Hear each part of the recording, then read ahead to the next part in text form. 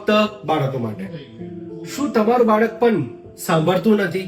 તમે જે પણ કહો છો તેનાથી અલગ વિરુદ્ધ વર્તન કરે છે, એટલે કે એ પોતાની મસ્તીમાં જ રહે છે અને ઘરના વડીલ પણ હવે એ રીતે ટેવાઈ ગયા છે કે જો આની પાસેથી કંઈક કામ લેવું હશે ને તો આને એક ઊંધું વર્તન કહેવું પડશે. એટલે કે આવું ન કરતો જ્યારે કોઈ કહે ત્યારે એ વર્તન સહજતાથી કરી દે. આવું વર્તન સ્કૂલ, ટ્યુશન અને ઘરમાં ખૂબ સામાન્ય બનતું જાય છે. ઘણી બધી વખતે ઓપીડીમાં આવનારા આવા ઘણા કેસો અમે જોયા છે. એના નિદાન ઉપચાર અર્થે પણ અમે મનોવૈજ્ઞાનિક પરીક્ષણ અને ચાઇલ્ડ કાઉન્સેલિંગ કર્યા છે. ખૂબ જ સહજતાથી બાળકોના આ વર્તનને સમજી શકાય છે.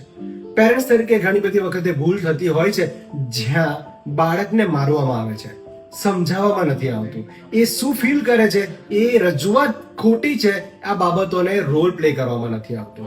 અને બાળકો આવું વર્તન જાણી જોઈને નથી કરતા. બાળકોમાંનું આ એક મનોવૈજ્ઞાનિક ડિસઓર્ડર છે જ્યાં તમે કહો એનાથી વિરુદ્ધ જ વર્તન કરવું, ગુસ્સે થવું, આક્રમક કરવું અને હું જ સાચો છું એવી ખોટી દલીલો અને રજૂઆત એ દરેક જગ્યાએ કરતો હોય છે. આ વાતોને સમજવી ખૂબ જરૂર છે, ફક્ત બાળકો માટે.